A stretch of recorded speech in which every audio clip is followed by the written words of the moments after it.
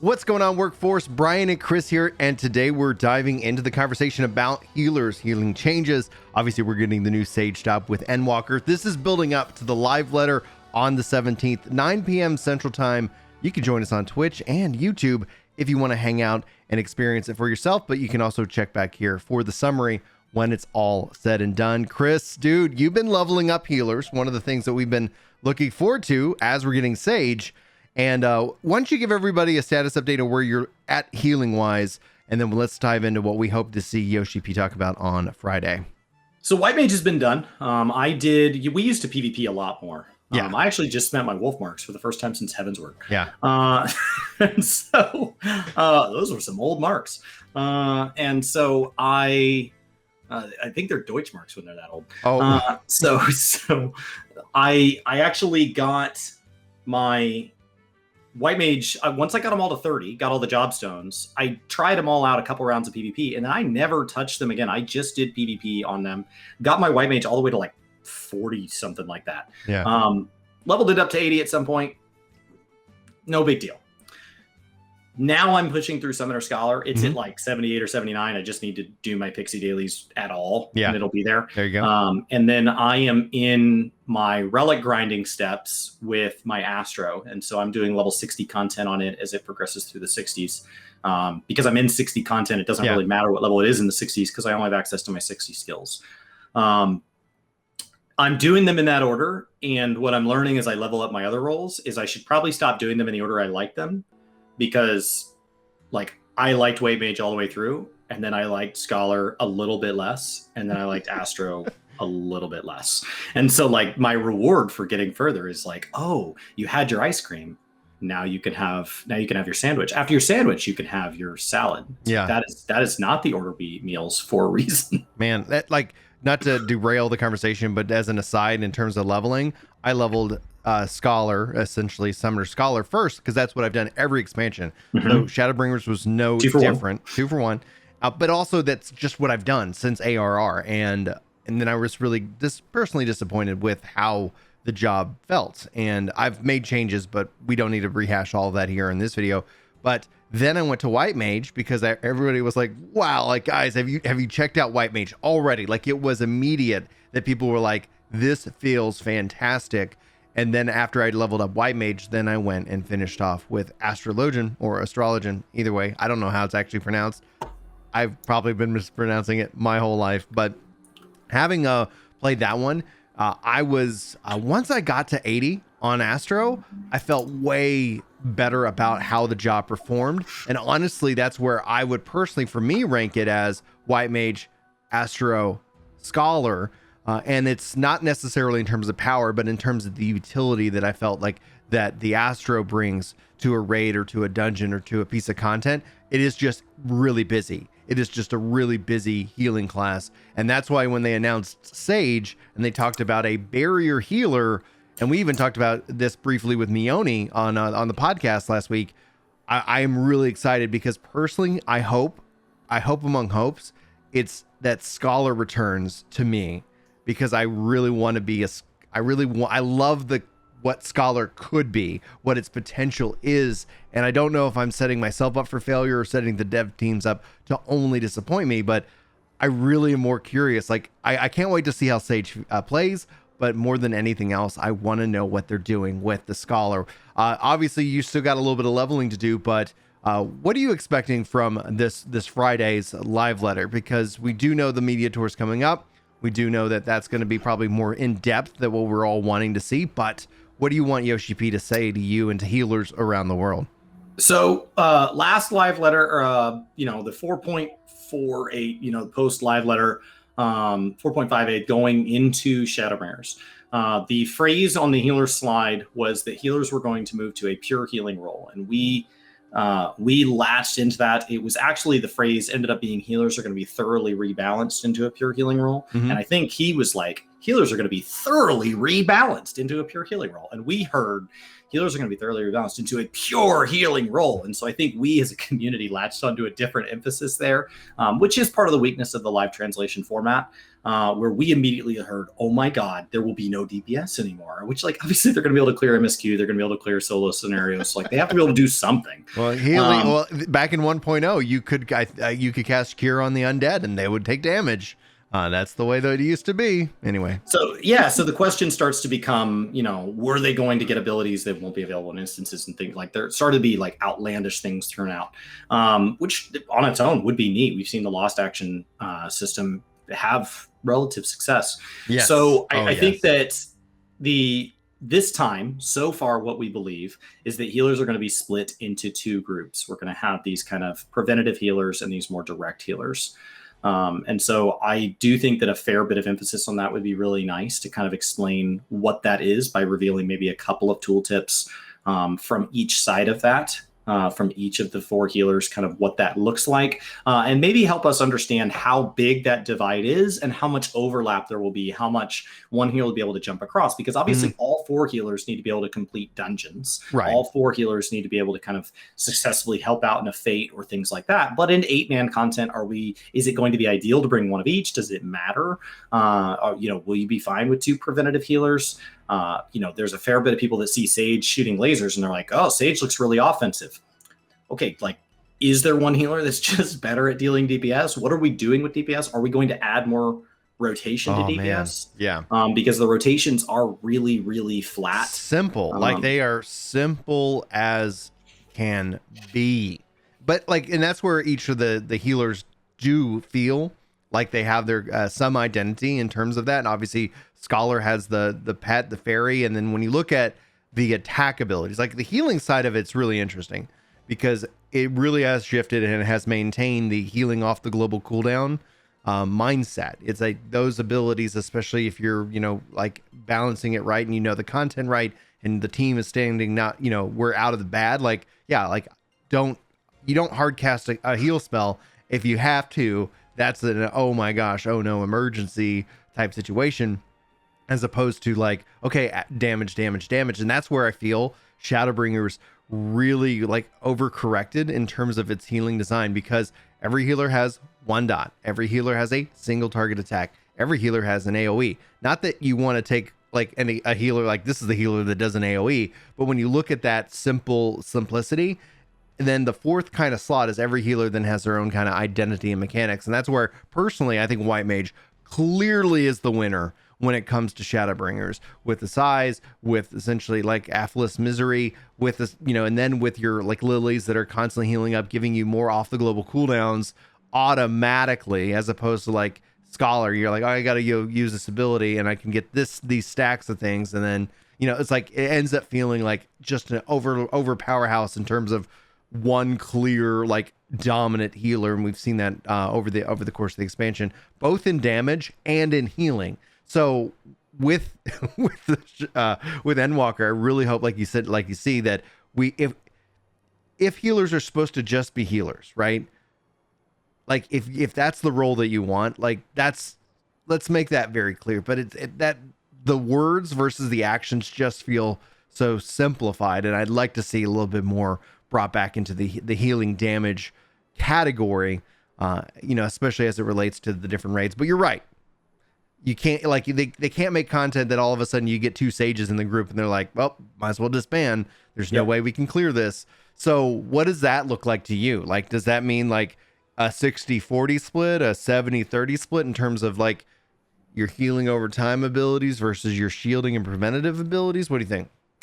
So one of the hard things is that you have to balance it to be able to go back and clear old ultimates. You have to be able to balance it to do old, people are going to want to go do old min item level. They're going to want to go do all this old stuff. It has to be something that's still valid in old deep dungeons, old relic grinds. So you have to design it in a way where at least when it's synced down, it plays the way it did. Mm-hmm. But the nice thing about the syncing system and the way it works, one of the pros of that system is that all you have to do then is make the healers all play relatively the same in level 80 and below abilities, and then make their distinct abilities really show themselves in 80 to 90. And then that's where they really grow into their own personality. And so the synced system does allow each piece of content to kind of live on its own island. That is the advantage of that. There's plenty of disadvantages. You and I have complained plenty. And so with that in mind, what I'd like to see from 80 to 90 is us also shift the content. And so one of the things that's really interesting there is, if we have more heal over time, if we have these things, are there more like RM Veil style mechanics where there's this constant overwhelming amount of damage going out? It's something that you and I called for going into Shadowbringers. Yeah. If you want us to spend more time becoming better healers and not focused on which healer brought the most DPS, then you have to put more outgoing damage downrange. And one of the problems with that is then how does a new healer adjust? How does a new healer deal with this? And so that cannot be something that's in story-based dungeons. So when we get into extremes and stuff, but then how do you deal with the gap? The moment something is no longer required content and we move into this kind of optional hard content, how do you span that gap with the amount of healing that's going out? Because you have players who maybe have been able to heal dungeons just fine, and then they hop into their first kind of extreme, and it's like, hey, the amount of healing we need from you triples. And so how do you deal with that? So like, I would love to see more things like that. I don't know what that looks like. I don't know what that looks like on an individual healer basis. Would you like to see maybe like stances be added to the different healers in that regards to have that little bit of flexibility? And when I think of stances, right, like to bring up Scholar, the dream that I have is that I would love to see some identity return to the fairies, Celine and Eos, right? They're the same. They're just a visual representation of a fairy. There's no one, there's no one ability over the other. Whereas when you think about it, like, well, why isn't one Harry? Why isn't one hairy fairy, like put out a little bit more region versus the other one putting out a little bit more shield and barrier, so that as a scholar, you can essentially flex a little bit in terms of what your fairy should be doing one way or the other. Like, that's just a rough example. Obviously, when we come down to the numbers and like the min-maxing, people probably could rip that piece, the idea to threads, but same kind of concept with Astro. Astro already has stances with, and so we don't even know how Scholar plays. So, I mean, Sage plays yet. So Sage could literally have stances, meaning maybe when it comes down to that, yeah, maybe White Mage is the White Mage, that it's themed, that it's set up, it's ready to rock and roll. And then as you get into the other different healers, like, okay, if you're in stance A, that means you're going to be more focusing in on, X, Y, or Z. Do you have any like concern or any thoughts in that regards? So with Scholar, I would rather from 80 to 90, I would rather us start moving to summoning the fairy instantly, and I would rather us consume the fairy for different buffs. And so I would rather you pull the fairy out and consume it. And the reason I would say from 80 to 90 is because the problem with you can't break the way Scholar works in old content. And so I would rather move towards like you make choices. And so based on which fairy is out will determine what buff it is when it's consumed, or move to just one fairy. And then based on how we consume it, right? Do I tell it to kind of, let out one big explosion of fairy dust for one big mass benediction? Yeah. Or do I tell it to make a lap and give a buff to everybody? Do I consume it in a very shield type state where it kind of whirls up and then disappears and it's gone for 15 seconds and comes back? So I would rather focus on, I think pets in general and summons have been something that Yoshi P has stated multiple times is very hard to balance within the Final Fantasy XIV system. And what I think would be really interesting from a pet standpoint is make the pet a resource. It's something that's there. It's your big cooldown. It's, I see your fairy out floating around tossing these light heals on people, but more importantly, I see your fairy out, which means when things hit the fan, like if there's still a fairy out, you didn't do everything you could do. Right. And so like I would rather spend more time on the fight without summons out as a sign that you're making maximum use of your pets. And then for White Mage, like we've got to move to something other than just flashbanging our friends. So for White Mage, I think my emphasis, like I like the way White Mage feels from a healing standpoint. And so for White Mage, what I would love to see is something like, I just think White Mage is really, really boring to DPS on. And it feels so straightforward with healing. I don't know. What would you want to see with White Mage? Well, I think essentially, and this is where the old school player in me, I still miss Stone Skin and Protect, and I will always. And that's where Lost Actions has redeemed all the jobs. Like just having, I can choose to take it. and I could choose not to. I love that level of flexibility that lost actions bring to the overall game, and I just personally now wish that we would see that kind of system throughout the whole game. Maybe outside of the raids. Like, okay, your raids, the power of the raid has disabled the lost actions for magic lore reasons. But outside of that aspect, when it comes to the white mage, like white mage had like an AoE dot ability. It had a couple of different spells that you could actually cast on a rotation. And so I want, like, what I want, I don't know if we'll get, but what I want is to sit here and say, it shouldn't be a press a dot, one button, one button, one button, one button, one button, press a dot, one button, one button, one button, and it's like, I want to see, like, okay, I want to put this dot, or I want to like be able to dot this with the like AoE. I want to be able to like, maybe even just like where they did with the tanks, where they had that kind of AoE, like just at least one thing then something else, the one thing then something else, because just that mashing and mashing and mashing is like, it's efficient. When it comes down to doing DPS on a healer, it's pretty simple. If you're moving and you don't have swift cast to cast,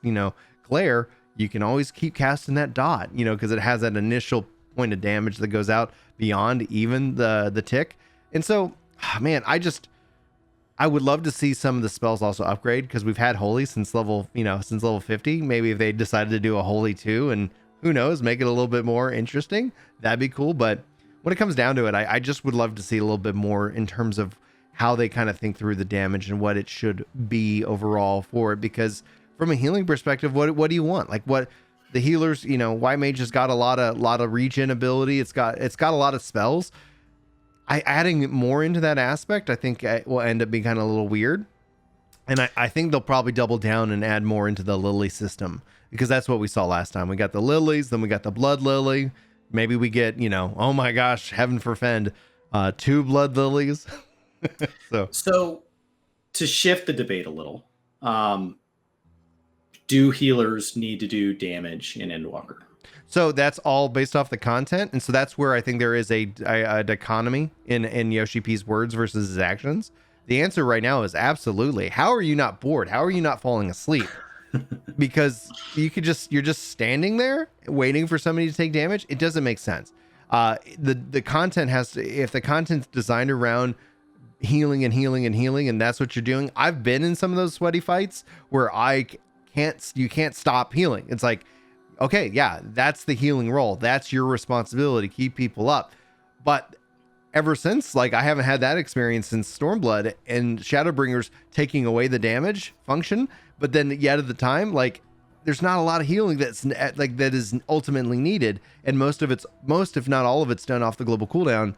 Yeah, healers should damage. If they design the content differently in Endwalker, my position would change. But right now, if Endwalker is any indication of what we saw in Shadowbringers, absolutely, you're a damage dealer, just like a tank's a damage dealer. So I've heard that there's a big shift in what's expected of a healer from normal to savage. I haven't done it. Interesting. How do you feel as somebody on your first day of savage? Did you feel you had downtime still? So on normal content, I was putting out damage all over the place. So like, you immediately, as a brand new person, right into the damage. Which you went in relatively blind. I went in completely blind. To learn, I tried to watch one guide and I was like, I am more confused. And so Todd did a better job of explaining it. No, I went in full on damage mode and I used my off the global cooldowns. I don't think I've cast Cure in a Savage raid. I've cast all of my off the global cooldowns, and I've cast Medica too, and Medica, as needed because they were available, but I was able to pair those with my stacks of confession or like plenary indulgence. I was like, why am I drawing a blank on the on the buff there? And so yeah, like that, but I'm still sitting here casting damage every time I can when I'm standing still, single target, because it is a boss, and we haven't seen any ad phase in which that I have to AoE anything. But then yeah, and then as I can do my blood lily, I do my blood lily. It's honestly a ton of fun. It is a lot of fun, and I wish there was more that I could bring to that. I think one of the things I'd like to see in class design then is start to shift to the utility of roles. And I think one of the roles that's most prone for that is healers. And so if you had a off the global damage ability that procced off of a heal, And so every time you crit heal, or every time 50% of heals or whatever, you could proc a free off the global, right? For as long as that hot is out on an ally, you have one free stone cast. Yeah. That's instant, free. You should use it. I think that's what would start to open the door to that weaving, right? Where a brand new player, you're not using your procs. Like you're not, you know, it's too many buttons, 2.5 seconds. I'm already busy focusing on the content. But over time, you move to where you're like 2.5 seconds. My God, it's an eternity. And so as you get more comfortable in the game, you have this time where off the globals are less intimidating. And you progress to it at varying rates. But, you know, we have 300 hours of story. So ideally, somewhere in there, the game is giving you some time in combat where you're getting more used to the 2.5 second cadence. And like, I think I would like to see some procs. What I would like to also see is the healers bring unique utility. Homogenizing the role, I think, is something I'm concerned about, and them splitting it into two is helpful. But I would also like to see, like, what if one of the healers has Mass Asuna again? Oh, that was a thing at some point. It was for the Scholar. Yeah.